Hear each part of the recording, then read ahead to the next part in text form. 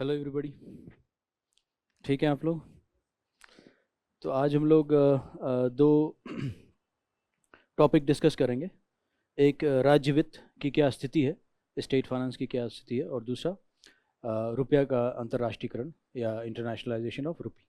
तो सबसे पहले हम टॉपिक लेंगे स्टेट फाइनेंस, राज्य वित्त। राज्य की वित्त की क्या स्थिति है इसे देखेंगे। तो राज्य वित्त की बात की जाए या किसी भी केंद्र सरकार या राज्य सरकार के वित्त की बात की जाए तो इसका मतलब होता है कि केंद्र सरकार के बजट की बात की जा रही है या राज्य सरकार के बजट की बात की जा रही है कि बजट में क्या है।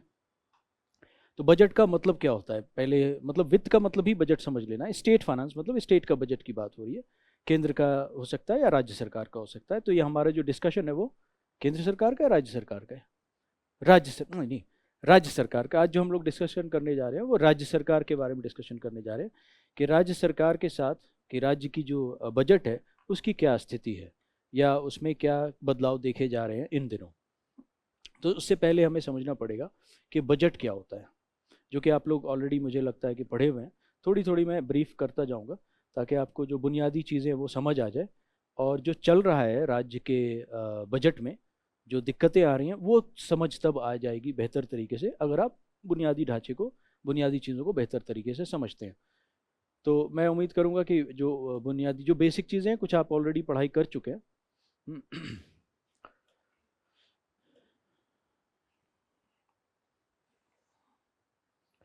तो ये मैं अगर, हाँ,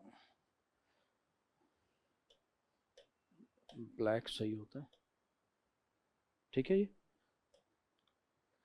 अगर मैं बजट की बात करूं और बजट में मैं लिखूं जैसे दो आर्टिकल बजट के लिए जो होता है, एक आर्टिकल 112 और एक आर्टिकल 100 202, है ना। आर्टिकल 112 किसकी बात करता है? केंद्र के बजट की बात करता है। और आर्टिकल 202 राज्य के बजट की बात करता है, राज्य सरकार, केंद्र सरकार और राज्य सरकार। तो आज जो हमारा डिस्कशन है वो राज्य सरकार के बारे में। तो जो बजट होता है, जो बजट होता है, चाहे वो केंद्र का हो या राज्य का हो, चाहे वो केंद्र का हो या राज्य का हो, उसमें दो चीज़ें आपको दिखेंगी।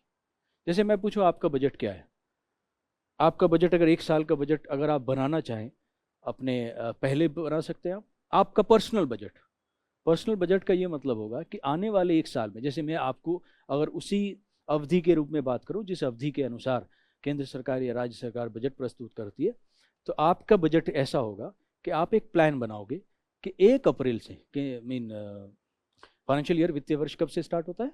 1 अप्रैल से 31 मार्च के बीच में।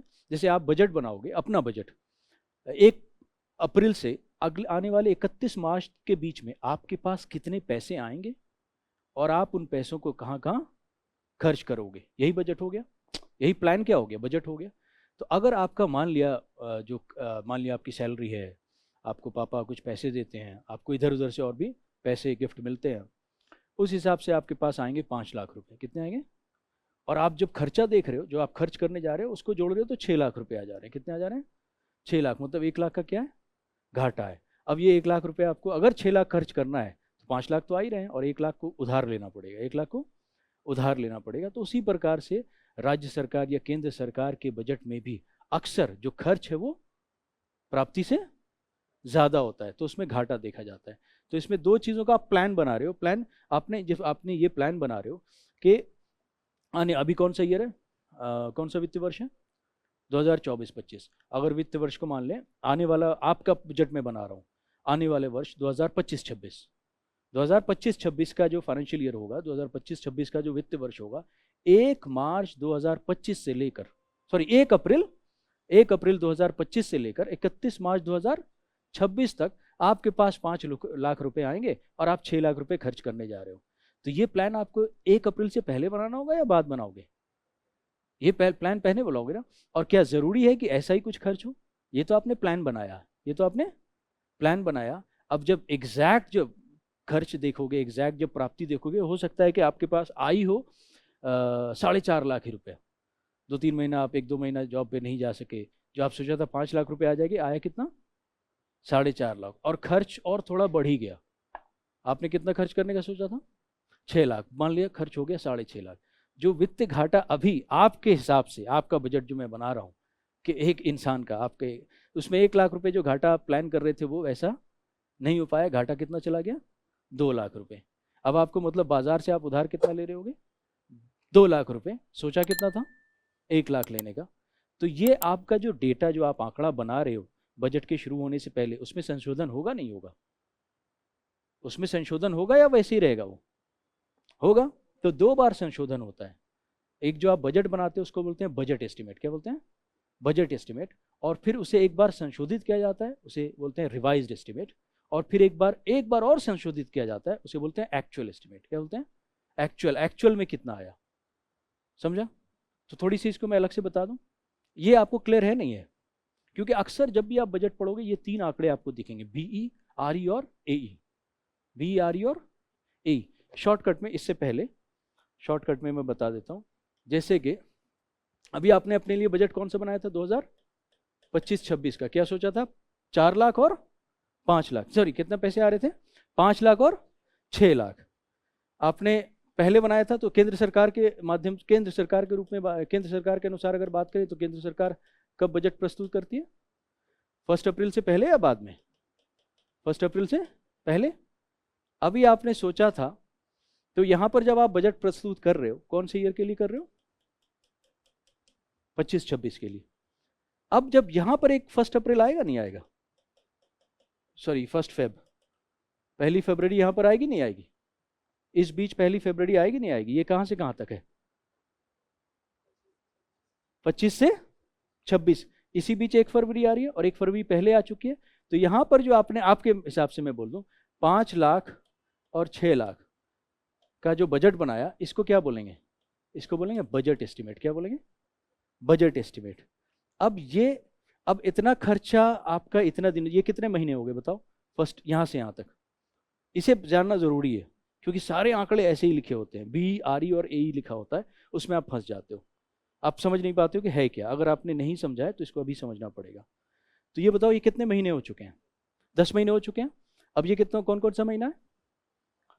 नहीं, 1 फरवरी है ना, फरवरी और मार्च, तो ये 10 महीने हो चुके हैं। 10 महीने के बाद चीज क्लियर हो चुकी होगी कि नहीं हो चुकी, कि 5 लाख रुपए आ रहे हैं कि नहीं आ रहे हैं?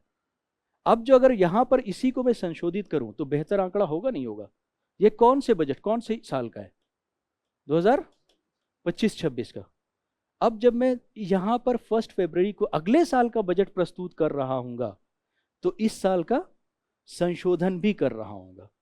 नहीं समझा? इस साल का संशोधन भी कर रहा हूंगा, मतलब इसी को संशोधित किया जाएगा, इसे बोला जाएगा रिवाइज्ड एस्टिमेट। क्या बोला जाएगा? संशोधित अनुमान। पहला बजट अनुमान, दूसरा संशोधित अनुमान। ये कौन से ईयर का है? ये भी 2025-26 का ही है। और यहां पर आप एक और बजट एस्टिमेट प्रस्तुत कर रहे हो, कौन से वर्ष का? ठीक अगले वर्ष का। अगला वर्ष कौन सा? 2026-27। तो ये दे बताओ कि 2025-26 यहां पर इस वाले 1 फेब में आपके पास 2 बजट अनुमान है, एक बजट अनुमान इस साल के लिए और एक संशोधित अनुमान इस साल के लिए। तो बजट अनुमान को आने वाले वर्ष के लिए हुआ ना, और संशोधित अनुमान किस वर्ष के लिए हुआ? पिछला वर्ष है, वही वर्ष, करंट वर्ष। करंट वर्ष है ना ये, चालू वर्ष नहीं। अब आप क्या, ये जो आपने बताया था, मान लिया आपने सोचा था कि 5 लाख 6 लाख खर्च हो जाएंगे, आपको लग रहा है कि यार पैसे आएंगे 4,80,000, कितने आएंगे, और खर्च हो जाएगा 6.25 लाख। मैं ऐसे कोई नंबर ले रहा हूँ। आपने अब ये जो संशोधन किया, ये 10 महीने के बाद किया, अभी भी 12 महीने पूरे नहीं हुए हैं। अभी भी आप एक्चुअल क्या बता सकते हो, सही मायने में कितने पैसे खर्च हुए या कितने पैसे आए? अभी नहीं बता सकते। एक बार और यहां पर चलते हैं। कहां पर? यहां पर 1 फरवरी होगा नहीं होगा? यहां पर भी 1 फरवरी होगा। इस 1 फरवरी में आप बजट अनुमान प्रस्तुत कर रहे होगे, कौन से वर्ष के लिए? आने वाले वर्ष के लिए। आने वाला वर्ष कौन सा हो गया? 2027-28। 2027-28। और रिवाइज्ड एस्टिमेट प्रस्तुत कर रहे होगे किसके लिए? किसके लिए? इस वाले साल के लिए, है ना। और एक्चुअल एस्टिमेट, एक्चुअल मतलब जो सही मायने में आएगा, किस साल के लिए? 2025-26 के लिए। तो हर साल एक बजट में कितने अनुमान होते हैं? 3 अनुमान होते हैं। बजट अनुमान किस साल के लिए? आने वाले वर्ष के लिए। रिवाइज्ड अनुमान किस साल के लिए? संशोधित अनुमान उसी साल के लिए जिस साल में आप हैं। और अगला वाला, और सॉरी, एक्चुअल एस्टिमेट किस साल के लिए? पिछले वर्ष के लिए। एक्चुअल एस्टिमेट 2025-26, ये कौन सा साल है? 25-26, 26-27। ये 25-26 गुजर चुका है। हाँ, ये बजट एस्टिमेट कौन से साल के लिए? 27-28। ये 26-27 और ये 25-26। तो 25-26 इस वाले 1 फरवरी में पूरी तरह से गुजर चुका है, नहीं गुजर चुका है? मतलब ये पिछले वर्ष का है। तो बजट एस्टिमेट आने वाले वर्ष के लिए, रिवाइज्ड एस्टिमेट संशोधित अनुमान वर्तमान वर्ष के लिए, और एक्चुअल एस्टिमेट, एक्चुअल मतलब जो सही मायने में जितना एक्चुअल आ रहा है, जितना सही मायने में खर्च हो रहा है, उसके बाद संशोधन नहीं किया जाएगा। हंगामा किस पे होता है? सारा हंगामा किस पे होता है? हाँ, बजट एस्टिमेट में, क्योंकि बजट एस्टिमेट में सरकार डिमांड फॉर ग्रांट को पास कर रही होती है कि कितने कितने पैसे हम लोग खर्च करने जा रहे हैं, इसको पास कर रही होती है, और पार्लियामेंट में उसके लिए वोटिंग होती है, पार्लियामेंट में उसके लिए वोटिंग होती है। तो इन सब पे पहले वोटिंग हो चुकी नहीं हो चुकी है? इस अभी किस पर वोटिंग होगी इन तीनों में? पहले वाले पे वोटिंग होगी। तो वोटिंग में तो हंगामा होता है। वोटिंग में पता चलेगा कि पार्लियामेंट आपको उतने पैसे खर्च करने देगी या नहीं देगी। अगर वोटिंग में पास हो गया बजट, मतलब सरकार उतना पैसा खर्च कर सकती है। ये क्लियर हुआ? तो जिस तरह से केंद्र सरकार के लिए ये 3 अनुमान है, उसी तरह से राज्य सरकार के लिए भी ऐसे 3 अनुमान होंगे हर वर्ष के लिए। तो हर वर्ष जब बजट प्रस्तुत किया जाता है तो उसमें एक अनुमान नहीं होता बल्कि 3 अनुमान होता है। हंगामा किस पे होता है? सिर्फ बजट अनुमान में। ये चीज़ कितने लोगों को क्लियर थी? आपको क्लियर थी? आपको क्लियर थी? 3 लोगों को क्लियर थी? अभी क्लियर हुआ नहीं हुआ? देखो कहीं भी बजट पढ़ोगे ना तो उसमें 3 वर्ड लिखा होगा, आर ई बी या ए। क्या लिखा होगा? आर ई बी ए। अगर आर ई बी ए नहीं लिखा हुआ है तो बजट कहीं कुछ पढ़ रहे हो, न्यूज़पेपर में पढ़ रहे हो, कहीं भी कोई आर्टिकल पढ़ रहे हो, तो वो क्लियर कैसे होगा? वो क्लियर कैसे होगा? तो अब देखो आपका अब मैं अगर अगर बात करूं यहाँ पर आपके, अब मैं आ गया इस पर, 4.5 लाख रुपए आए और खर्च कितना हो गया? 6.5 लाख। अगर मैं इस पर आऊं तो मैं बोलूंगा अब जो घाटा होता है उसे क्या बोलते हैं? वित्तीय, सॉरी, राजकोषीय घाटा, फिस्कल डेफिसिट नहीं। अब मैं फिस्कल डेफिसिट 2025-26 के लिए, फिस्कल डेफिसिट 2025-26 के लिए किन आंकड़ों के अनुसार बता सकता हूं? बजट एस्टिमेट के अनुसार भी बता सकता हूं, रिवाइज्ड एस्टिमेट के अनुसार भी बता सकता हूं, एक्चुअल एस्टिमेट के अनुसार भी बता सकता हूं। कौन से ईयर के लिए? मैं बोल रहा हूं मैं राजकोषीय घाटा 2025-26 के लिए किन किन आंकड़ों के अनुसार बता सकता हूं, किन किन अनुमान के अनुसार बता सकता हूं। पहला बजट एस्टिमेट, बताओ कितना होगा? मैंने नंबर लिखा हुआ इसीलिए जानबूझकर। आपने सोचा था कितना खर्च करेंगे? 6 लाख। 5 लाख आएंगे, घाटा कितना है? 1 लाख।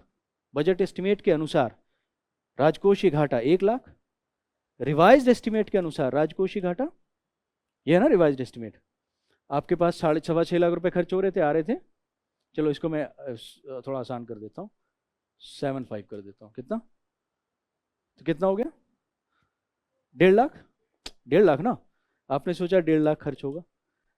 अब एक्चुअल में कितना, एक्चुअल एस्टिमेट कितना खर्च हो गया? 2 लाख। आपने सोचा कुछ और था, हुआ कुछ और। ये समझ आई नहीं आई? तो अगर आपको आंकड़ा लिखा हुआ है 2025-26 का फिस्कल डेफिसिट, तो ये भी लिखा होगा कि किसके, कौन से अनुमान के अनुसार। तो अगर आप 2030 में अगर डिस्कस कर रहे हो, ये सारी बातें आप 2030 में बातें कर रहे हो, 2030 में मान लिया ये सारी बातें 2025-26 की बातें आप 2030 में कर रहे हो, तो कौन सी बात इसमें से करोगे? कौन सी बात मैटर करेगी? ये कोई मैटर नहीं करेगा, ये कोई मैटर नहीं करेगा। मैटर कौन सा करेगा? नहीं समझा? और अगर इस बीच बात कर रहे हो जब ये डाटा आ चुकी है तो ये मैटर नहीं करेगा। समझ आई? क्योंकि जो हो चुका है वो मैटर करेगा ना, जो रिवाइज संशोधित है वो मैटर करेगा। सब दूसरी बार जब संशोधित करते हैं तो उसी क्या बोलते हैं? पहली बार अगर संशोधित करते हैं तो संशोधित अनुमान, और दूसरी बार अगर कहते हैं तो वास्तविक मेन अनुमान। ठीक है? तो अक्सर ये चीज़ ये 3 वर्ड लिखे रहेंगे। तो अगर इन 3 वर्ड में आपको क्लैरिटी नहीं है तो फिर बजट समझना दिक्कत हो। आगे बढ़ें। तो हम लोग बात कर रहे थे राज्य के बजट की। देखो इसमें बड़ी सारी चीज़ें होंगी तो जल्दी जल्दी आप नोट करते रहना। पीछे चलें, चलें पीछे, मतलब राज्य के वित्त की बात कर रहे थे, स्टेट फाइनेंस की। तो बजट में 2 तरह की चीज़ें होंगी कि आपके पास पैसे कितने आएंगे, प्राप्ति, और आपका खर्च कितना होगा, व्यय। यही है ना? जैसे अभी आप बोल रहे थे ना 5 लाख रुपए आएंगे, 6 लाख रुपए खर्च करेंगे। अब ये जो प्राप्ति और व्यय है, इसे 2 प्रकार से देखा जा सकता है। प्राप्ति और व्यय, प्राप्ति और व्यय को 2 प्रकार से देखा जा सकता है। ये आपको कुछ पता भी होगा। प्राप्ति 2 प्रकार से, एक राजस्व प्राप्ति और एक पूंजी प्राप्ति। तो अगर राजस्व प्राप्ति की बात करें, राजस्व प्राप्ति, थोड़ा सा यहाँ पर मैं, बोर्ड हमारा शायद हो जाएगा। राजस्व प्राप्ति, और दूसरा पूंजी प्राप्ति, कैपिटल रिसीट और रेवेन्यू रिसीट। इन दोनों में आप फर्क बता दो। पहले आपके पास पैसे आए थे 5 लाख रुपए, आपको मैं उदाहरण लेकर केंद्रीय और राज्य सरकार की बजट समझते रहेंगे। आपके पास दो तरह से पैसे आए थे। आप बोल रहे थे ना 5 लाख रुपए आए हैं, तो मान लिया आपकी सैलरी आ रही, क्या आ रही है? सैलरी, जो आपको वेतन मिलता है। तो क्या उससे आपकी आप पर अदायगी बढ़ रही है, लाइबिलिटी बढ़ रही है? सैलरी मिल गया ना, आपकी अदायगी बढ़ी, आपको क्या किसी को वापस करना, आपकी लाइबिलिटी बढ़ी, देयता बढ़ी आपकी। आपको सैलरी मिल गया तो आपकी देयता बढ़ी, आपने बैंक से लोन लिया, आपकी देयता बढ़ी, बढ़ी। दोनों प्राप्ति होंगे नहीं होंगे, लेकिन एक में देयता बढ़ती है और एक में देयता नहीं बढ़ रही है। तो जहां देयता नहीं बढ़ रही है वो होगा राजस्व, वो होगा राजस्व, वो होगा राजस्व। देयता नहीं बढ़ेगी यहाँ पर। तो यह आपका वैसे ही हो जाएगा जैसे आपको क्या मिलता है, जैसे आपको सैलरी मिलता है। पूंजी को मैं दो प्रकार से तोड़ूंगा यहाँ पर। तो चलो सरकार के हिसाब से पहले आपके हिसाब से समझाता रहूंगा, फिर इसको मैं डिटेल करता रहूंगा। अब आपके पास जो 5 लाख रुपए आए थे, तीन तरीके से आए थे। अभी आपने कहा ना 5 लाख रुपए आए थे आपके पास 1 साल के लिए, उसमें वेतन था, सैलरी थी, जिससे कोई आपकी देयता नहीं बढ़ी। ठीक है, मैं फ्रेम के बाहर हो जाता हूँ, अभी सही रहेगा नहीं,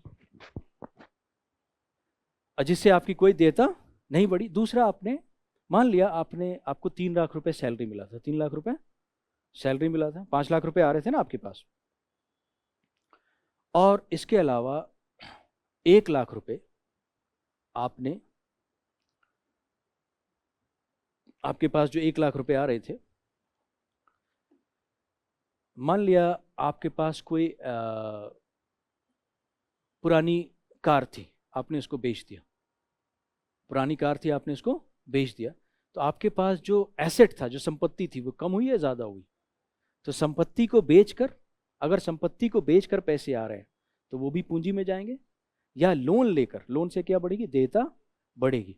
तो या तो आपका एसेट कम हो जाएगा, संपत्ति कम हो जाएगी, एसेट कम हो जाएगी, और या तो लायबिलिटी बढ़ जाएगी, देयता बढ़ जाएगी। तो आपको टोटल खर्च कितना करना था?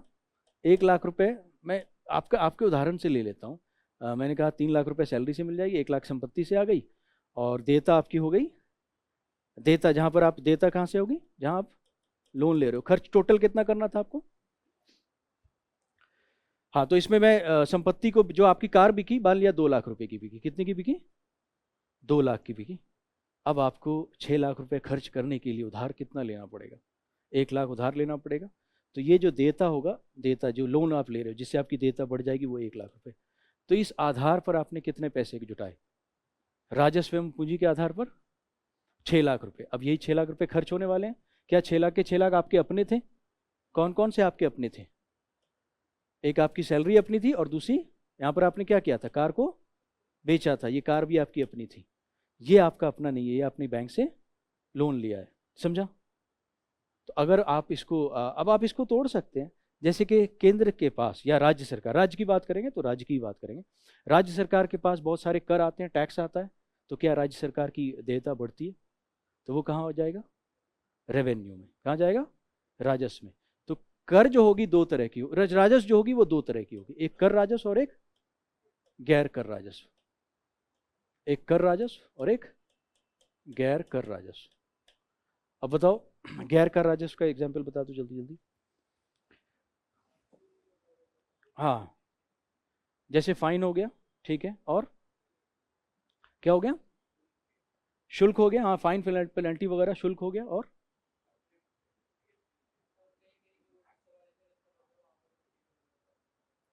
हाँ,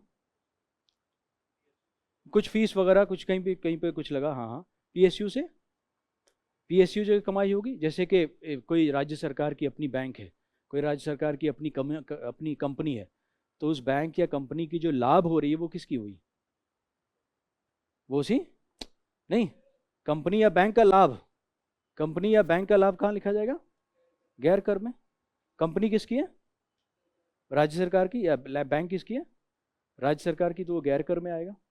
इसके अलावा हो सकता है कि राज्य सरकार ने अपने कंपनी को बेच दिया। कंपनी राज्य सरकार की क्या थी, आपकी जैसे कार थी वैसे कंपनी की एसेट है, तो राज्य सरकार ने, यहाँ कंपनी का लाभ है, यहाँ कंपनी का लाभ है, और यहाँ पूरी की पूरी कंपनी बिक जा रही है। यहाँ कंपनी का शेयर बेचा जा रहा है और यहाँ पर कंपनी का लाभ मिलता है। समझ आई? तो अगर शेयर बेचा जा रहा है तो उसी को डिसइन्वेस्टमेंट बोलते हैं, विनिवेश नहीं। तो वहां पर वो होगी। इसके अलावा सरकार के पास अगर पैसे, इतने पैसों से पूरा काम नहीं हुआ तो सरकार को लोन लेना पड़ेगा, और यही जितना लोन लेगी वही क्या होगा, राजकोषीय घाटा होगा। यही लोन क्या होगा, किसके बराबर होगा, फिस्कल डेफिसिट के बराबर होगा। इस प्राप्ति की बात कितने लोगों की समझ आ गई? प्राप्ति।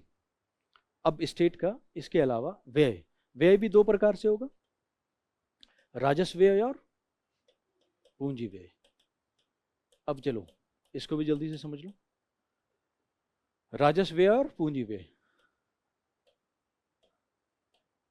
राजस्व व्यय, यस, हाँ,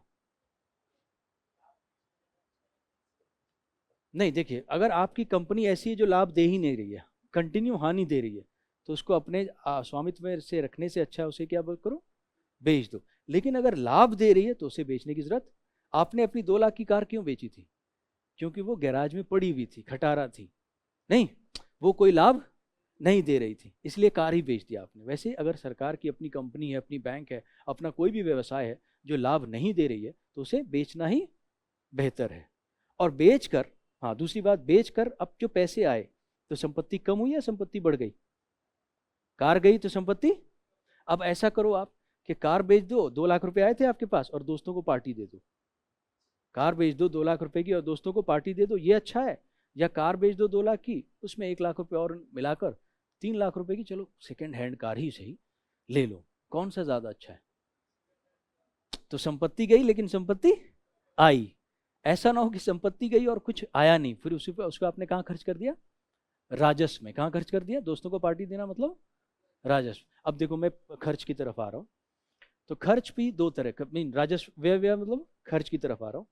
खर्च दो तरह का होगा, खर्च दो तरह का होगा, पूंजी खर्च और राजस्व खर्च। पूंजी खर्च और राजस्व खर्च, इसको हम लोग शॉर्ट में समझते हैं।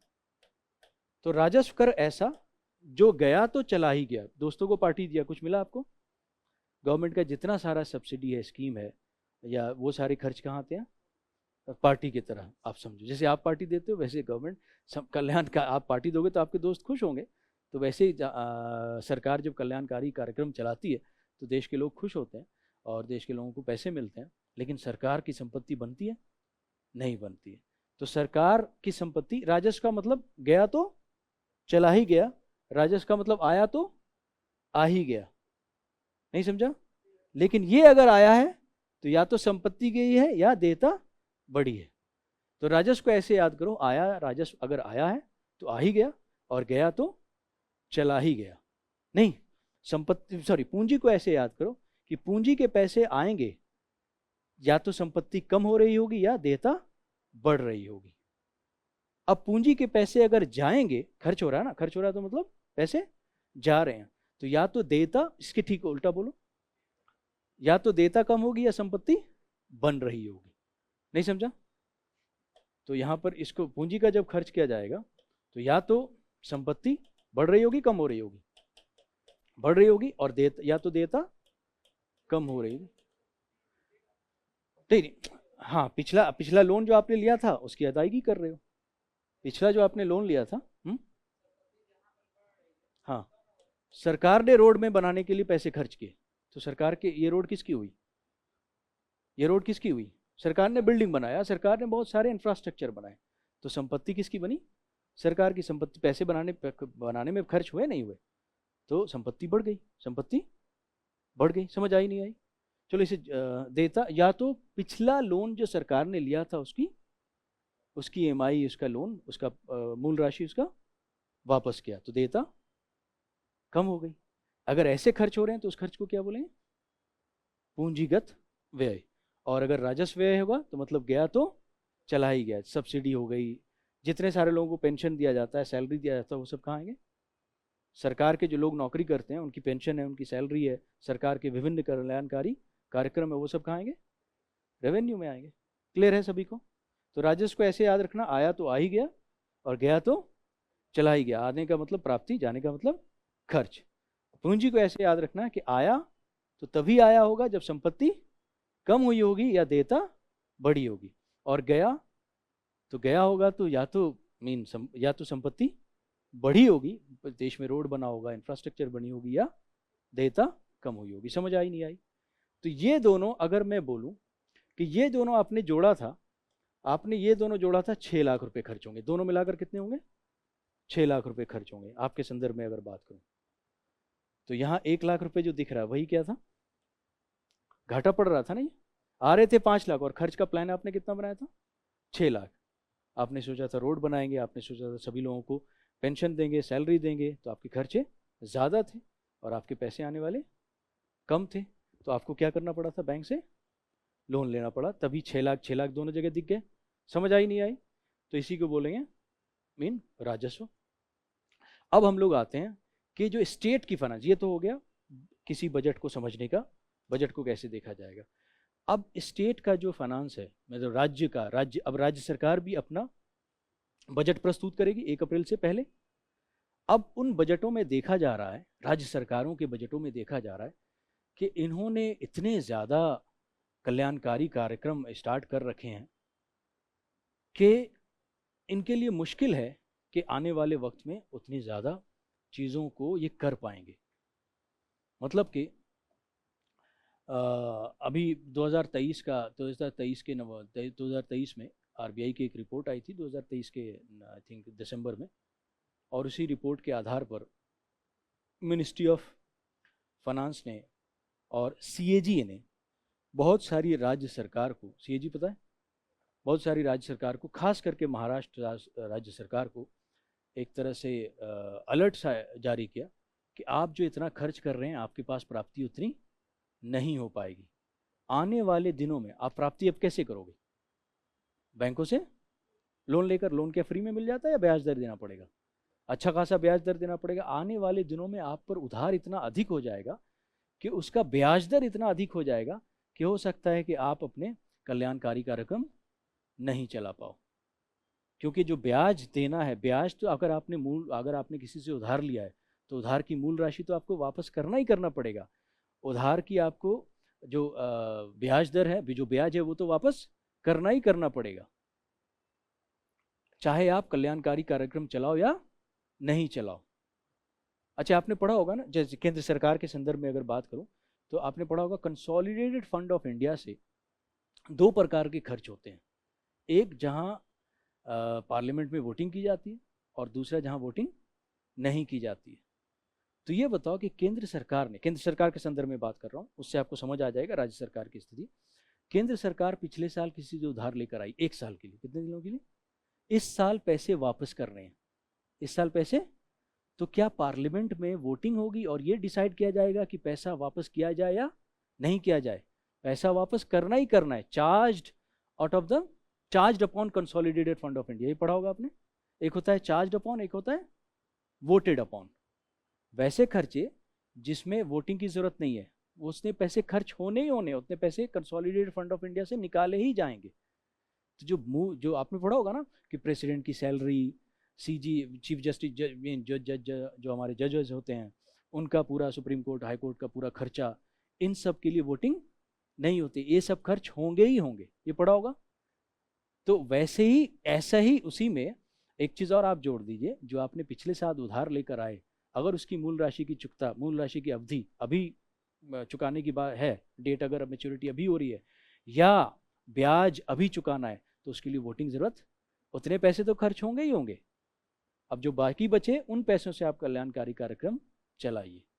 तो अभी महाराष्ट्र गवर्नमेंट को एक अलर्ट की तरह से जारी किया वित्त मंत्रालय ने और साथ में सीएजी ने कि आपने जो इतने ज़्यादा खर्च कर रहे हैं, अभी वहाँ पर इलेक्शन होना है महाराष्ट्र में, तो इलेक्शन में अगर एक आंकड़े बताऊं मैं, लगभग 6 लाख करोड़ रुपया उनका ऑलरेडी उधारी है।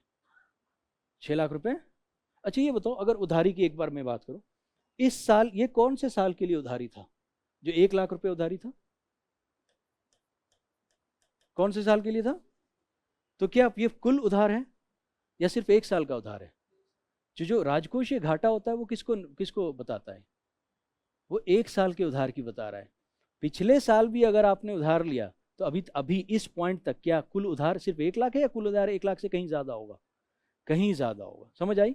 तो राजकोषीय घाटा 1 लाख 1 साल के उधार की बात करता है, और कुल उधार वो सारे उधार मिलकर जुट जाएंगे जो पिछले वर्षों में आपने लिया होगा, क्योंकि आपका बजट क्या था? बजट में राजकोषीय घाटा था। समझ आ रही है? तो दो चीज़ें अलग अलग हैं। राजकोषीय घाटा 1 साल की बात करेगा, और कुल जो है, कुल जो उधार है, कुल ऋण है किसी सरकार पर, वो क्या बात करेगा? अभी तक जितने पैसे आपने लिए हैं और जो पैसे वापस कर दिए उसमें घट जाएगा। ये सुनो, तो राज्य के महाराष्ट्र के बारे में कहा गया कि लगभग 7 लाख करोड़ रुपया, 6 लाख समथिंग था, 6 लाख करोड़ रुपया इनकी ऑलरेडी उधार है। अभी बजट से ठीक पहले उन्होंने बहुत सारे कल्याणकारी कार्यक्रम को शुरू करने का बताया, जिसमें 1 लाख करोड़ रुपए और ऐड हो जाएगा। अब अगर बहुत सारे कल्याणकारी कार्यक्रम शुरू किए जाएंगे तो उनके लिए पैसे कहाँ से आएंगे? लोन से ही आएंगे। तो जो 6 लाख करोड़ रुपए के आसपास लोन है वो कितना हो जाएगा?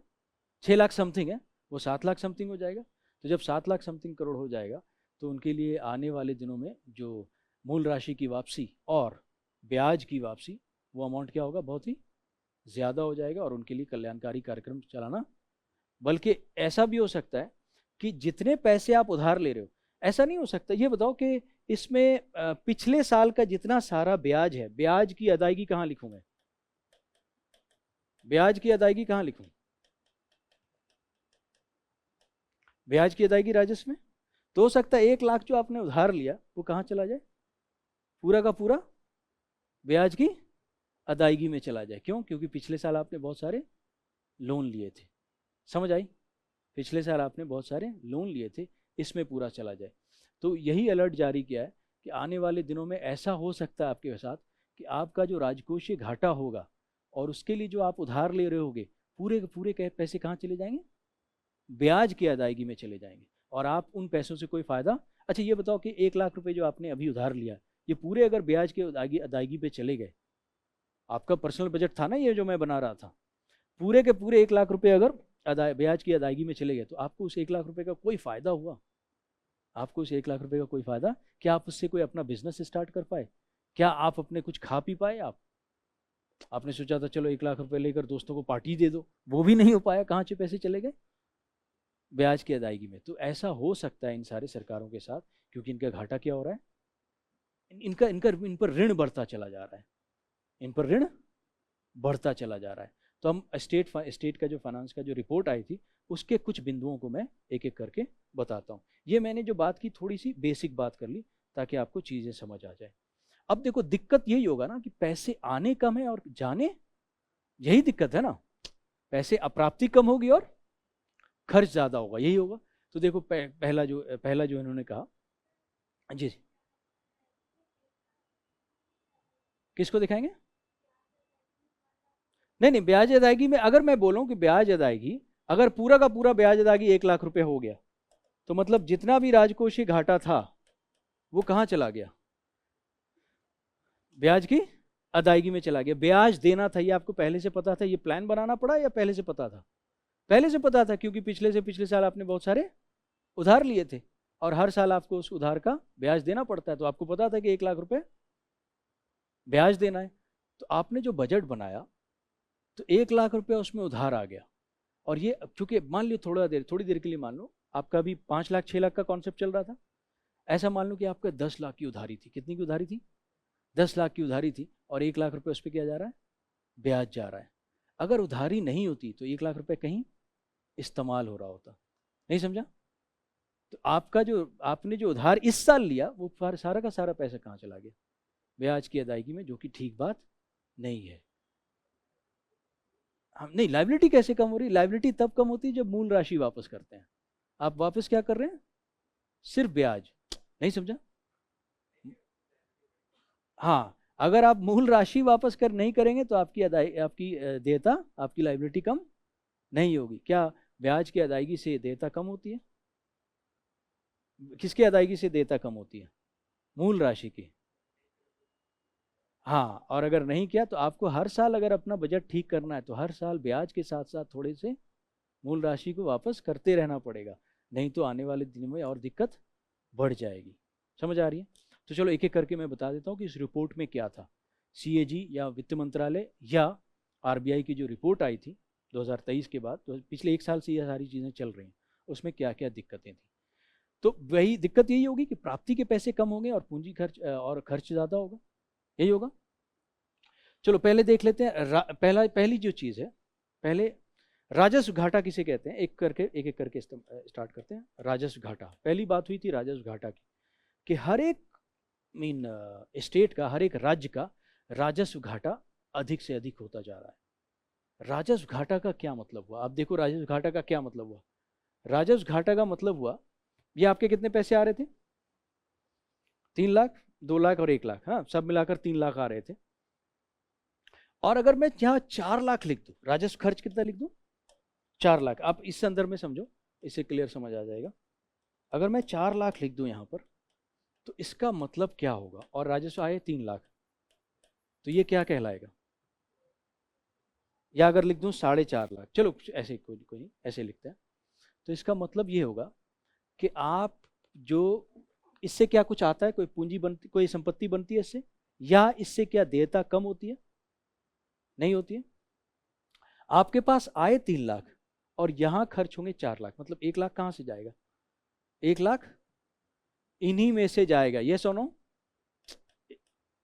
3 लाख तो यहीं से आ गए, 4 लाख कैसे खर्च हो पाएगी? 3 लाख तो यहीं से आ गए, 1 लाख कहां से जाएगा? पूंजी प्राप्ति से। पूंजी प्राप्ति का मतलब या तो संपत्ति आपकी, आपका संपत्ति बिका है, और या तो आपकी देयता, या तो उधार लेकर आए हैं। क्या इससे किसी प्रकार की संपत्ति का निर्माण हो रहा है? क्या इससे किसी प्रकार की देयता का निर्माण हो रहा है? तो ये ऐसा ही है जैसा कि मानो कि आपने अपनी पुरानी कार बेची और दोस्तों को पार्टी दे दिया। आपने पुरानी कार बेची और दोस्तों को, और या नहीं तो आप मानो कि आपने बैंक से उधार लाया और दोस्तों को पार्टी दे दिया। इतना बेवकूफ़ होता है इंसान? बहुत लोग होते हैं, बैंक से उधार लेते हैं और उधार लेकर आते हैं और दोस्तों को पार्टी दे देते हैं। तो ये वैसा ही नहीं दिख रहा है? 1 लाख रुपए तो वही वैसे ही दिख रहा है। अगर आप अपने सैलरी से पार्टी दो तो मुझे कोई दिक्कत नहीं है, लेकिन आप अपने पूरा कार बेचकर, आप अपना घर बेचकर, आप अपना लोन लेकर लोगों को पार्टी दे रहे हो, ये अच्छी बात नहीं होगी। तो इसे बोलेंगे राजस्व घाटा। क्या बोलेंगे? राजस्व घाटा। तो राजस्व घाटा जो है बढ़ रहा है, राजस्व घाटा बढ़ रहा है। मैं राज्य के संदर्भ में बात कर रहा था, तो मैं राज्य लिख दूंगा। और राज्य के लिए कौन सा आर्टिकल है? 202। तो ये बताओ कि राज्य का राजस्व घाटा बढ़ रहा है, तो तो राजस्व घाटा कम करना पड़ेगा, राजस्व घाटा कम करना पड़ेगा।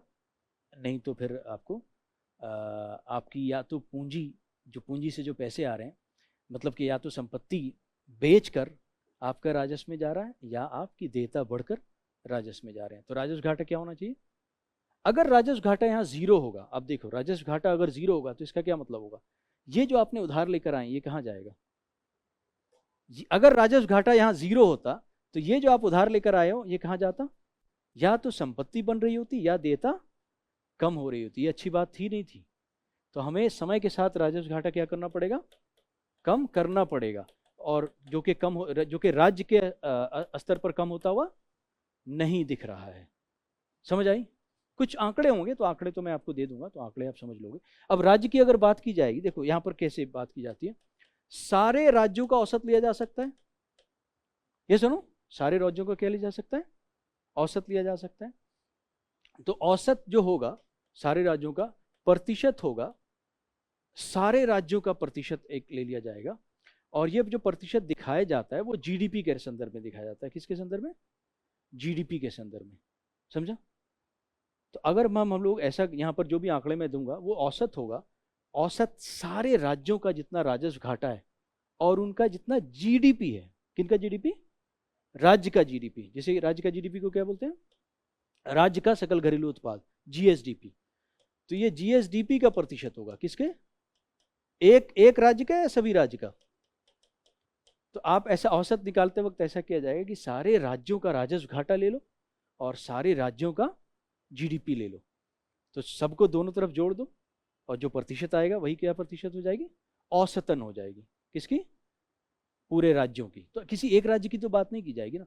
जब आप यूपीएससी में हो, यूपीएससी के हिसाब से हम लोग जो पढ़ रहे हैं, केंद्र के हिसाब से पढ़ रहे हैं, तो यहाँ पर किसी एक राज्य के बारे में आपसे नहीं पूछा जाएगा। जब भी आपको डिस्कशन करना है, कैसे करना है, सारे राज्यों का औसतन। समझा नहीं समझा?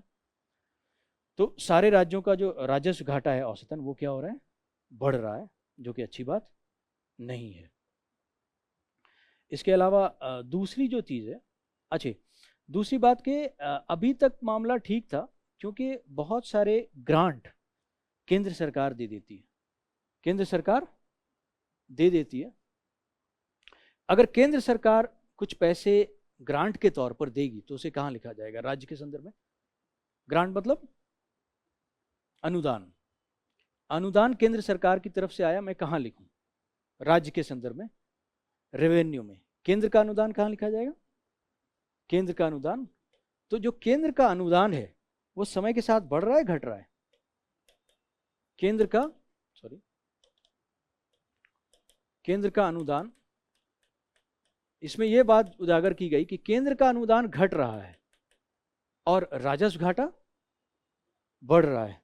तो राजस्व घाटा राज्यों का बढ़ता जा रहा है, किस बीच, जबकि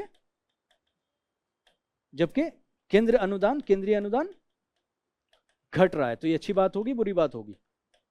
अगर केंद्रीय अनुदान घट रहा है और आपने राजस्व घाटा नहीं कम किया, तो इससे सीधा सीधा आपको पैसे लेने के लिए मार्केट से, पैसा खर्च करने के लिए मार्केट से उधार लेना पड़ेगा। पहले आपका एक दोस्त था जो आपको सहायता कर रहा था, अब उसकी सहायता समय के साथ कम होती जा रही है।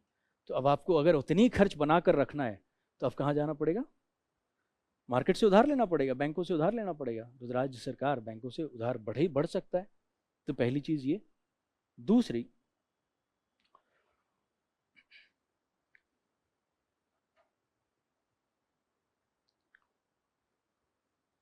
केंद्र सरकार विभिन्न प्रकार से अनुदान देती है, ये तो आपने पढ़ा ही होगा। हाँ, तो वो सारे अनुदान कहीं भी देखोगे तो अनुदान क्या हो रहे हैं, घट रहे हैं। जैसे मैं एक एग्जाम्पल आपको बताऊं कि आपने कॉम्पनसेशन सेस के बारे में पढ़ा है, जीएसटी पढ़ा है। जीएसटी में आधा पैसा किसको जाता है, कोई भी सामान आप खरीदते हो 12% जीएसटी लगा, 6% किसके पास गया, 6% किसके पास गया, केंद्र के पास। ये तो पता है सभी को। तो जब 2017 में मैं सिर्फ दो एग्जाम्पल लूंगा। 2017 से पहले लगता था सेल टैक्स। क्या लगता था, सेल टैक्स सबको पता है। सेल टैक्स मतलब सामान जब खरीदोगे तो सामान खरीदने पे, यस, हाँ हाँ, सामान के खरीदने पर जो टैक्स लगता है। 2017 जीएसटी कब आई, तो 2017 से पहले जब आप सामान खरीदते थे तो क्या बगैर टैक्स के खरीदते थे?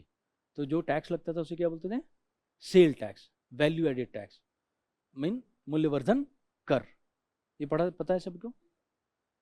तो 2017 से पहले जो सेल टैक्स का पूरा पैसा किसके पास जाता था, केंद्र सरकार के पास, सॉरी राज्य सरकार के पास। किसके पास जाता था, राज्य सरकार। ये सेल हुआ, सामान का बिकना। देखो दो चीज होता है, जैसे पेन, जल्दी जल्दी समझ लो, पेन का बनना और पेन का बिकना। पेन जब बनेगी तो इस पे लगेगा एक्साइज ड्यूटी। क्या लगेगा, एक्साइज ड्यूटी। ये जाएगा केंद्र के पास। किसके पास जाएगा?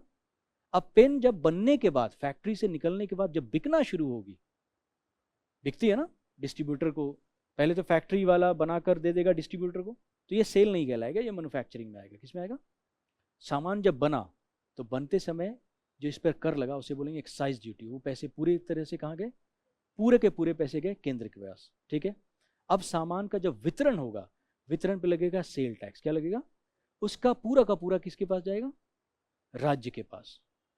तो अब ये 2017 से ऐसा नहीं रहा, सामान के बनने समय भी जीएसटी लगेगा और सामान के बिकते समय भी जीएसटी लगेगा। तो ये पैसे किसके पास जाने चाहिए, दोनों के पास जाने चाहिए ना।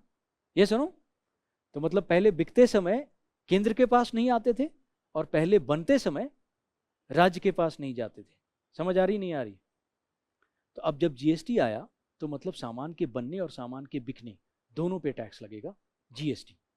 तो आधे जीएसटी, 50% जीएसटी किसके पास जाता है, केंद्र के पास। 50% किसके पास जाता है। ये क्यों हुआ ऐसा, ये समझ आई? क्योंकि एक्साइज किसके पास जा रही थी, केंद्र के पास, और सेल टैक्स किसके पास जा रहा था, तो जब एक्साइज और सेल को हटाकर हमने क्या लाया, जीएसटी लाया, तो आधे आधे पैसे कौन किसके पास जाएंगे, केंद्र और राज्य के पास। तो जब केंद्र सरकार जीएसटी लेकर आ रही थी तो राज्यों का उसमें बगैर राज्यों के हामी भरे इसे पास नहीं किया जा सकता था, क्योंकि ये एक्साइज पर टैक्स लेना ये केंद्रीय सूची में आएगा और वितरण पर टैक्स लेना ये राज्य सूची पर आएगा। तो ये सूची बदल रही है नहीं बदल रही है, और ये सूची बदलते समय केंद्र का राज्य और राज्यों का प्रभाव पड़ रहा है नहीं पड़ रहा है। तो ऐसे सूची जब सूची बदले जाते हैं और राज्यों पर उसका प्रभाव पड़ता है तो आपको राज्य से 50% राज्य से हामी लेनी पड़ती है। अगर उनकी हामीदारी नहीं होगी तो आप वो बिल पास नहीं कर सकते। तो हामीदारी जीएसटी में इसीलिए इन्होंने दिया, जब केंद्र ने कहा, उन राज्यों को लग रहा था कि उनका नुकसान हो जाएगा, उनका नुकसान हो जाएगा। किसके बाद, जीएसटी के बाद, कि जीएसटी से पहले उनकी राजस्व ज़्यादा आ रही थी और जीएसटी के बाद उनकी राजस्व कम हो जाएगी। तो केंद्र ने कहा कि अगर आपकी राजस्व जितनी भी कम होगी उसकी भरपाई हम लोग करेंगे, और आपकी राजस्व की जो आपके पास पैसे आते थे कर के आधार पर, उसमें 14% की वृद्धि होगी। कितनी वृद्धि होगी, 14% की वृद्धि होगी। उसमें अगर कमी आई तो उसकी भरपाई हम लोग करेंगे। तो अब मैं एक छोटा सा एग्जाम्पल ले लेता हूँ। मान लिया किसी सरकार के पास 2015-16 में 100 आए कर से, कितने आए, 100 आए। तो जो 2017 से जब जीएसटी आएगा तो उस कर में 14% की वृद्धि हो जाएगी। कितनी, 114। ये गारंटी किसने दिया, केंद्र सरकार ने, 114 हो जाएगा। मान लिया उत्तर प्रदेश में 114 नहीं आया, 90 आया। कितना आया, 90 आया। और 2015-16 में 100 आया था, और 2017-18 जब जीएसटी स्टार्ट हुआ, इसका पहला वर्ष, जीएसटी 1 जुलाई से स्टार्ट हुआ, 1 जुलाई से 30 जून, 1 जुलाई 2017 से 30 जून 2018 तक, ये एक साल में अगर 114 से कम हुई तो उसकी भरपाई कौन करेगी। तो मानो कि उत्तर प्रदेश में 90 आया, कितना आया, और आना कितना था, 114। तो 24 कौन देगा, सीधा सीधा 24 कौन लेकर आएगा, केंद्र सरकार 24 उत्तर प्रदेश की सरकार में डालेगी। लेकिन ये 2022 तक होगा। ये कब तक होगा, 2022 तक। हर साल आपके कर में 14% की वृद्धि होगी। तो 114, फिर अगले साल 128, फिर अगले साल 114 ऐड करते जाओ। नहीं, अगर उसमें कमी आई तो भरपाई कौन करेगा। लेकिन ये भरपाई कब तक की जाएगी, 2022 तक। तो अब 2022 खत्म हो गया, क्या उस भरपाई के लिए केंद्र सरकार पैसे दे रही होगी राज्य सरकार को, नहीं दे रही होगी। मतलब विभिन्न अनुदानों के साथ साथ ये कंपनसेशन भी 2022 के साथ, 22 के बाद नहीं दिया जा रहा है, खत्म हो गया है। तो प्राप्ति में दिक्कत है, प्राप्ति में दिक्कत है। समझ आई नहीं आई, आगे बढ़े। इसका मैं एक राइटअप दे दूंगा तो आप पढ़ लोगे तो बाकी चीजें समझ आएगी। दूसरा जो जीएसटी का जो ये है 5%। दूसरा मैं जीएसटी का जो कर है उसके आधार पे बात कर रहा हूँ। 5%, 12% और क्या क्या पढ़ा आपने, 18% और 28%, ऐसा पढ़ा है। तो एक कमिटी ने एक बोला कि 12 और 18 को मिला दो, कितना कर दो, 15 कर दो। तो 12 वाले बहुत सारे वस्तु होंगे और 18 वाले वस्तु होंगे, उन दोनों पर कितना का टैक्स ले दो आप, 15। तो इससे ये होगा कि थोड़ी जो राजस्व है वो, इसका फायदा, इससे राजस्व बढ़ जाएगा, इससे राजस्व बढ़ जाएगा। किसका, केंद्र का या राज्य का। जीएसटी कौन ले रहा है, केंद्र का भी बढ़ जाएगा और राज्य का भी बढ़ जाएगा। तो राज्य का भी बढ़ जाएगा, ऐसा एक समिति ने कहा। लेकिन ऐसा अभी तक किया गया है, नहीं किया गया, ऐसा अभी तक नहीं किया गया है। ऐसी बात की जा रही थी कि जीएसटी के जो टैक्स है उन टैक्स को रैशनलाइज करने की बात की जा रही थी। जो स्लैब है, 4 स्लैब है, 5%, 12%, 18% और 28%, इसको रैशनलाइज कर दो, इसको बेहतर कर दो, और 12 और 18 को 15 कर दो, 3 स्लैब में ले आओ, तो राजस्व की बढ़ोतरी हो सकती है। तो ये भी अभी तक नहीं हुआ है, जिसकी वजह से राजस्व की बढ़ोतरी नहीं हुई है। समझ आ रही है। दूसरी दिक्कत ये। तीसरा जो बिजली से संबंधित, आपने डिस्कॉम का नाम सुना होगा, डिस्ट्रीब्यूशन कंपनीज। देखो बिजली में क्या होता है, बिजली बनती है और फिर बिजली बनने के बाद राज्य सरकार के स्वामित्व वाली डिस्ट्रीब्यूशन कंपनीज जो होती हैं वो उसे खरीदती हैं और लोगों को डिस्ट्रीब्यूट करती हैं। समझ आए? डिस्कॉम मतलब डिस्ट्रीब्यूशन कंपनीज, वितरण वाली। ये वितरण किसका कर रही हैं? बिजली का। ये वितरण वाली जितनी सारी कंपनी है वो राज्य सरकार के स्वामित्व में है। ये सभी हानि में जा रहे हैं, सभी भारी भरकम हानि में जा रहे हैं। और इस हानि का भरपाई कौन कर रहा है? इस हानि का भरपाई, अब ये अगर हानि का भरपाई नहीं करेंगे तो ये बिजली कंपनियां डूब जाएंगी, बिजली कंपनियां डूब जाएंगी। तो सारी भरपाई कौन कर रहा है? तो यहाँ अननेसेसरी खर्चा क्या हुआ है? सरकार का, राज्य सरकार का। ये पैसे कहीं कल्याणकारी चीज़ों में इस्तेमाल किए जाते, या इन पैसों से पिछले साल की मूल राशि का अदायगी कर दिया जाता, नहीं, या कल्याणकारी कार्यक्रम स्टार्ट किए जाते। लेकिन पैसे कहाँ चले जा रहे हैं? अगर हानि नहीं भरोगे तो ये कंपनियां क्या हो जाएंगी? दिवालियापन में बंद हो जाएंगी और हम लोगों को बिजली नहीं मिल पाएगा। समझ आई नहीं आई? अब इनके हानि का अलग अलग कारण है। इनके हानि का मुख्य कारण यही है कि बिजली की चोरी को ये लोग रोक नहीं पाते हैं। हाँ, बिजली का जो दर है वो क्या है? कम है। जितने बेचते हैं, खरीदते हैं ज़्यादा में और बेचते हैं कम में। बहुत सारे लोगों को फ्री में बिजली दिया जाता है या बहुत ही ज़्यादा सब्सिडाइज्ड रेट पर बिजली बेचा जाता है। नहीं, तो बहुत सारे कारणों से ये कंपनियां क्या चल रही हैं? हानि में चल रही हैं। तो दूसरा, एक तीसरा, एक ये डिस्कॉम कंपनी की जो हानि है वो देखने को मिल रहा है। ये सारे कारण है, और ये सारे कारण बोलो या ये सारे बेसिकली कारण बोलो या ये सारे अलर्ट हैं जिसके जो कि रिपोर्ट में आई थी। समझा? तो ये बहुत बड़ा जो है तो और स्टेट का एक बड़ा हिस्सा ये। अच्छा ये बताओ, सब्सिडी में अगर दिया जा रहा है बिजली, तो मतलब आपको बिजली कम में मिल रहा है, लेकिन अब ये हानि के लिए भी इन्हें बोला गया, इन डिस्कॉम कंपनियों को बोला गया कि आप कम मूल्य पर बेचो। किसको? बिजली को कम मूल्य पर बेचो। मान लिया बिजली इन्होंने खरीदा 10 रुपये पर यूनिट और बेचा 6 रुपये पर यूनिट, तो 4 रुपये इसे सीधा सीधा यहाँ पर कौन देगा? सरकार देगी, राज्य सरकार सीधा सीधा 4 रुपये देगी। किसे देगी? इस कंपनी को। तभी ये 10 रुपये का बिजली खरीद कर 6 रुपये में बेच पाएगी। तो एक तो सब्सिडी में बिजली का जो दिया जा रहा है उसका भार, प्लस वो कंपनियां खुद हानि में जा रही हैं उसका भार। ये दोनों भार किस पर है? समझ आ रही है? विभिन्न कारणों से ये डिस्ट्रीब्यूशन कंपनीज, वितरण वाली जो कंपनियां हैं, वो विभिन्न कारणों से हानि में जा रही हैं, वो एक अलग बात है।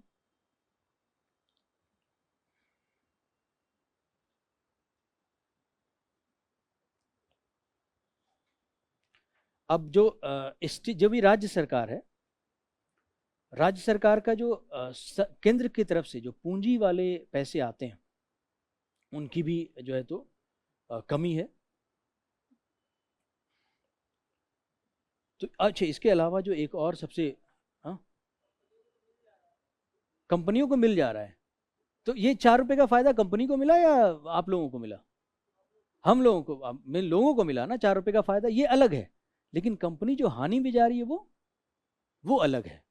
तो हाँ, कंपनियों का हानि का भी भरपाई कर रही है, और 4 रुपये की सब्सिडी भी प्रति यूनिट अगर बोला जाए वो भी दिया जा रहा है। इन सारी ये सारे कारणों से, तो दोनों कारण हैं यहाँ पर।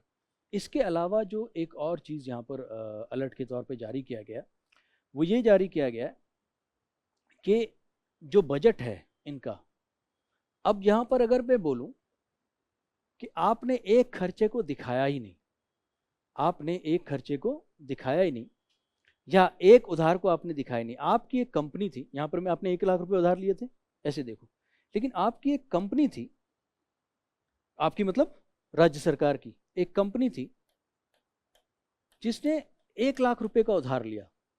जिसने क्या उधार लिया? 1 लाख रुपए का उधार लिया कंपनी ने। ये 1 लाख रुपए कहीं भी नहीं दिखा। लेकिन जब 1 लाख रुपए की अदायगी होगी, ये राज्य की कंपनी ने, कौन स्वामी है इसका? राज्य की कंपनी है। तो जब 1 लाख रुपए की अदायगी होगी तो अदायगी यहां से होगी, आधी अदायगी यहां से होगी। समझ आई? मतलब पैसे उधार लिए राज्य की कंपनी ने, और उसकी जब भरपाई होगी, उसका जब अदायगी होगा, मूल राशि प्लस ब्याज, दोनों चीज़ों का, दोनों पैसे जब वापस किए जाएंगे, वो वापस करेगी राज्य सरकार, वो वापस करेगी राज्य सरकार। तो राज्य सरकार के पूंजी व्यय में आएगा या राजस्व व्यय में आएगा? हाँ हाँ ठीक है, अगर ब्याज का जा रहा है तो राजस्व में आएगा। तो ये भरपाई व्यय से हो रहा है। भरपाई मतलब किसकी व्यय है? तो 2 लाख रुपए आने, मान लिया अभी आज के बजट में, अब इसे देखो, मान लिया 2025-26 का बजट था, इस साल राज्य की कंपनी ने 1 लाख रुपए का उधार ले लिया 5 साल के लिए। कब के लिए? 5 साल के लिए। तो इसमें 5 साल जोड़ दो, कितना आएगा?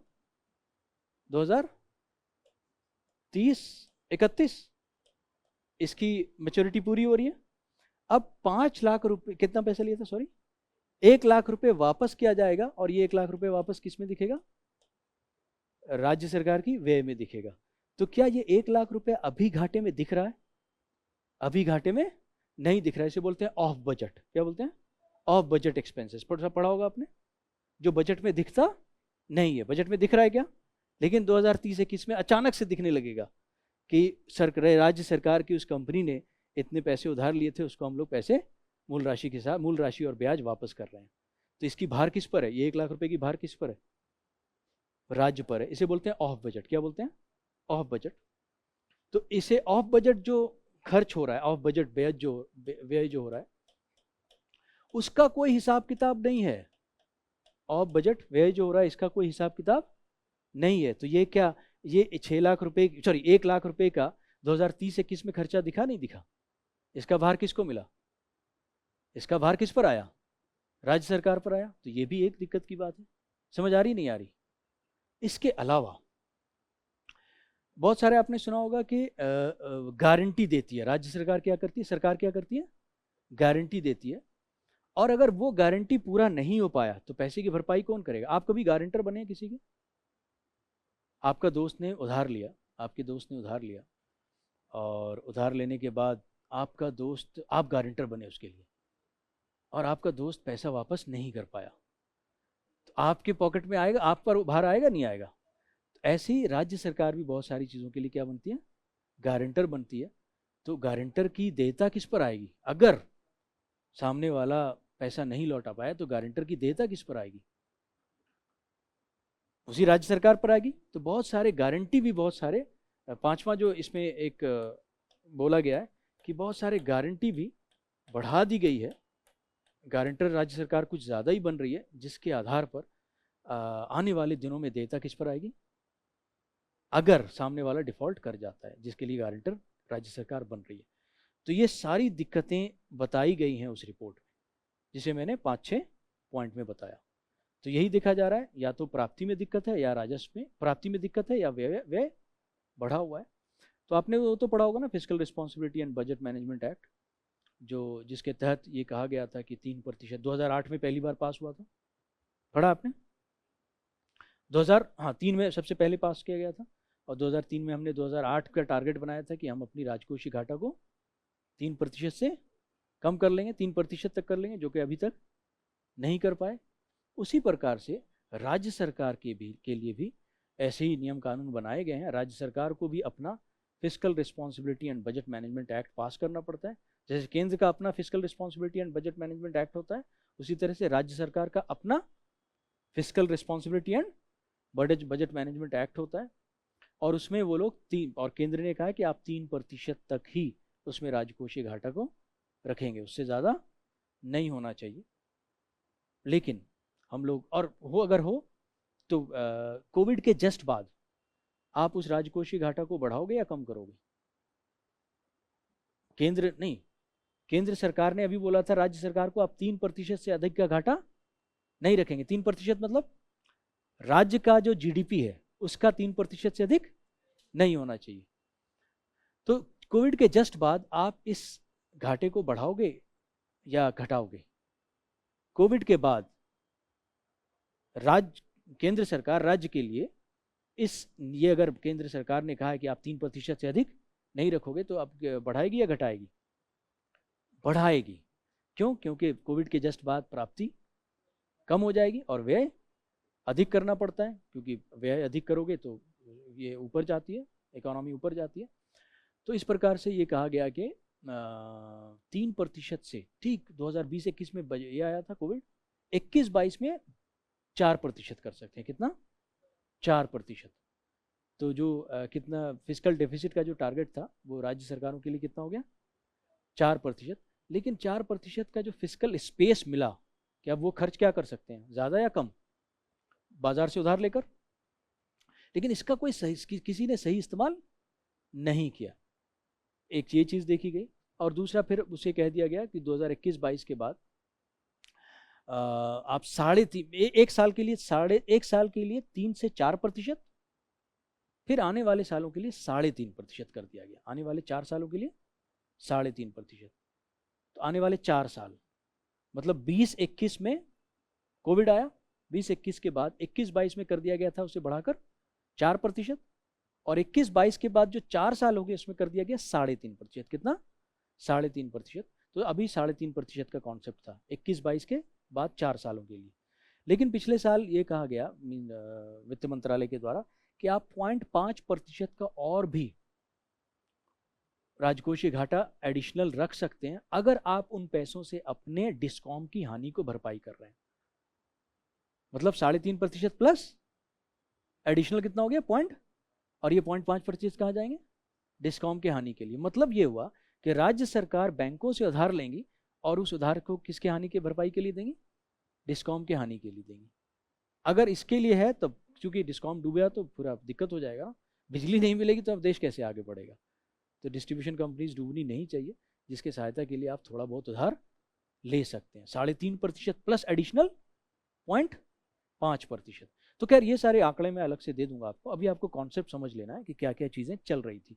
तो ये सारी दिक्कतें चल रही थी, जिसके वजह से एक अलर्ट जारी हुआ सारे सारे राज्य के बजट के लिए या राज्यों के लिए कि आप अपने प्राप्ति को किसी तरह से बढ़ाइए और व्यय को कम कीजिए, नहीं तो आने वाले दिनों में ऐसा होगा कि आप बाजार से उधार ले रहे होंगे, आप राज्य सरकार उधार ले रही होगी और सारे उधार कहाँ जाएंगे, ब्याज में जा रहे होंगे, ब्याज की अदायगी में जा रहे होंगे।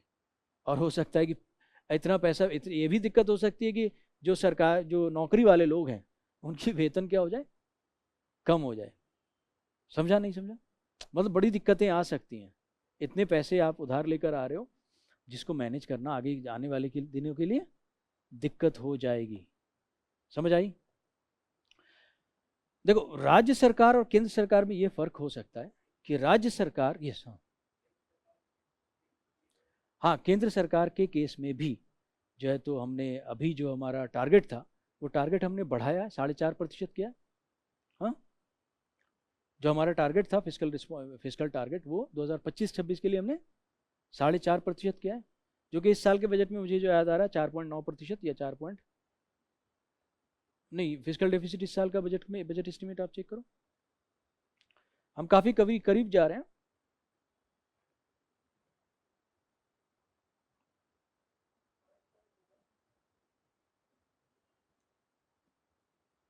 फाइव पॉइंट इस साल का फिजिकल डेफिसिट केंद्र का कितना है,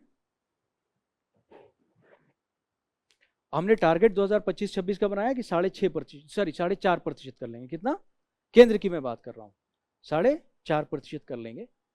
और अब हम लोग उसके काफी करीब आ चुके हैं, आने वाले दिनों में ये 4.5% हो जाएगा। इस साल का बजट जो था वो 24-25 के लिए था, 24-25 में 4.9% हम ऑलरेडी आ चुके हैं, और 4.5 हमने किसके लिए रखा है, 2025-26 के लिए। अगला साल का जो बजट होगा हम इस टारगेट को पूरा कर लेंगे।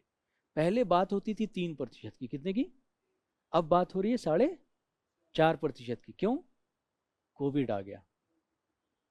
कोविड आ गया तो सरकार के पास प्राप्ति कम होगी और खर्च अधिक करना पड़ेगा, इसलिए हमने टारगेट को 3% से बढ़ाकर 4.5% किया था 2025-26 तक के लिए। और 2024-25 में 4.9% तो आ ही गए। तो उम्मीद है कि अगले साल केंद्र सरकार अपने टारगेट को पूरा कर लेगी। कितने लोगों की ये बात समझ आ रही है। तो ऐसे ही टारगेट, अभी मैंने कहा ना 3.5 और 0.5 किसके लिए, राज्य के लिए क्या कहा, 3.5 और 0.5 किसके लिए, डिस्कॉम की हानि की भरपाई के लिए। 4% का अगर टारगेट है वो अगर पूरा कर लेती हैं तो अच्छा होगा, नहीं तो उनके लिए बुरा होगा, नहीं तो उनके लिए बुरा होगा। केंद्र के पास भी इतने पैसे नहीं है कि उसको उठाकर दे दे। समझ आ रही है नहीं आ रही है, अगर पैसे होते तो अलग बात थी। तो ये सारी दिक्कतें समझ आई है, इनको मैं कुछ उसकी राइटअप दे दूंगा तो उसको आप एक रीडिंग कर लोगे तो समझ आ जाएगी। बल्कि मैं अगर इसमें से आपको कुछ एक फाइल मैंने हाँ हाँ हाँ, देखो इसमें क्या है कि ऑफ बजट चीज़ें ले सकती हैं। जैसे केंद्र सरकार ने कहा था कि इस साल हमारा कोई ऑफ बजट नहीं है, या राज्यों का बहुत सारा ऑफ बजट है। तो ऑफ बजट को अभी भी एक तरह से स्केप होता है ना, स्केप, आप अपने लिए कानून बनाते हो और कुछ स्केप रख लेते हो। तो आप समझो कि FRBA में जो एक्ट आया था ये एक तरह से उसका स्केप है, इसका स्केप है।